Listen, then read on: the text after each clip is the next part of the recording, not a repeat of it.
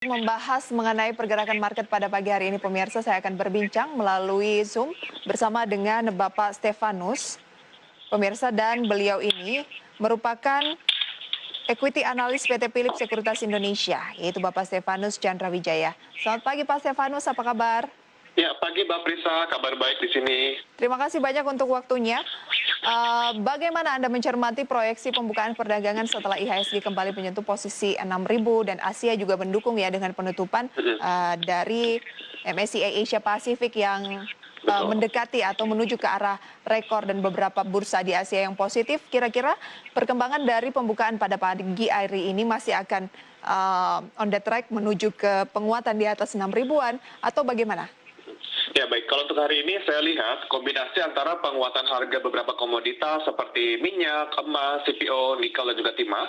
Lalu ada tadi juga naiknya EIDO yang merupakan ETF MSCI Indonesia sebesar 0,74% dan penurunan yield obligasi Amerika Serikat tenor 10 tahun sebesar 3,72% menjadi faktor pendorong IHSG untuk melanjutkan kenaikannya untuk hari ini, Mbak. Dan kalau saya lihat untuk hari ini IHSG akan cenderung bergerak dengan rentang di level 5.900 dan juga resisten di 6.050. Oke, rentangnya masih di 5.900 dan 6.050. Ini kalau range di posisi ini cenderung konsolidasi atau bisa dikatakan dalam tren apa?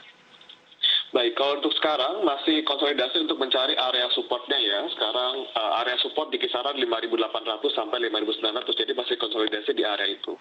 Oke, ada informasi yang menarik dari global, misalnya adalah IMF yang menyatakan bahwa pertumbuhan ekonomi di tahun 2021 ini pertumbuhan ekonomi global diproyeksi mencapai 6%.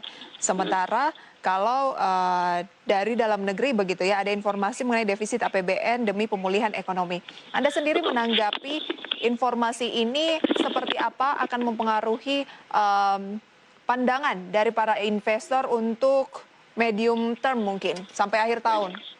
Baik, kalau kita melihat dari dua sisi, kita lihat kalau dari pertumbuhan ekonomi global itu dia cenderung tumbuh lebih cepat dibandingkan ekspektasi. Jadi kalau kita lihat secara short term, memang dari investor asing sudah mulai meninggalkan emerging market dan juga low risk investment, dan mereka lari ke pasar modal Amerika Serikat. Bisa kita lihat dari S&P dan Dow Jones juga beberapa hari terakhir mencetak rekor, sementara untuk bursa Indonesia cenderung agak turun. Jadi memang ada sedikit shifting ke arah sana. Cuman nanti pada ujungnya mereka juga akan kembali lagi ke Indonesia karena melihat potensi pertumbuhan Indonesia masih bagus.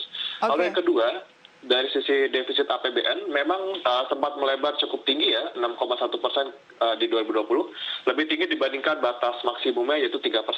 Tapi melebarnya APBN ini kita lihat, melebarnya defisit APBN ini kita lihat karena pemerintah fokus juga dalam pemulihan ekonomi nasional. Dan kalau kita lihat defisitnya juga tidak begitu tinggi ya relatif dengan negara-negara lain.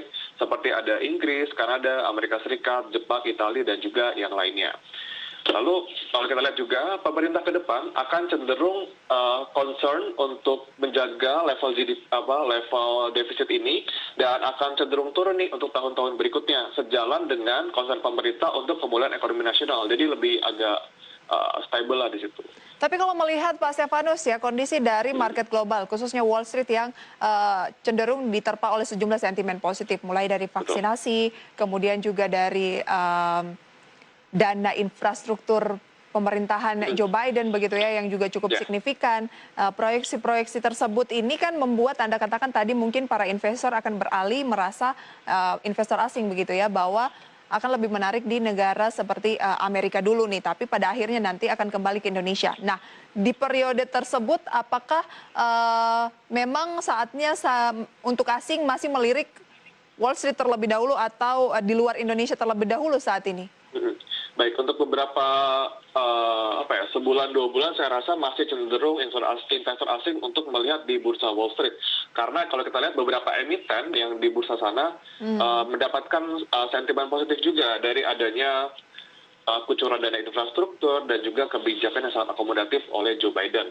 Tapi kalau kita lihat sebetulnya di Indonesia beberapa hari terakhir yang membuat indeks turun adalah kalau 2 hari yang lalu kita lihat dari sektor infrastruktur, konstruksi, terutama karena laporan keuangan kurang baik, dan juga perbankan yang nampaknya sudah mulai overvalue, dan investor sekarang cenderung beralih ke saham-saham yang masih cenderung under value ya, jadi ada shifting di sana yang membuatkan IHSG cenderung agak koreksi. Gitu. Oke, dengan kondisi tersebut sebaiknya strategi seperti apa yang dilakukan oleh para investor khususnya yang domestik?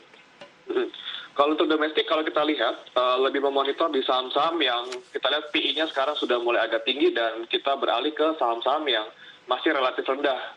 Untuk sekarang kalau buat short term mereka juga bisa untuk bermain untuk investasi atau untuk trading di saham-saham komoditas misalnya, atau juga bisa untuk trading di saham-saham yang dividen yield-nya tinggi. Kalau untuk di periode sekarang yaitu adalah komoditas dan juga dividen.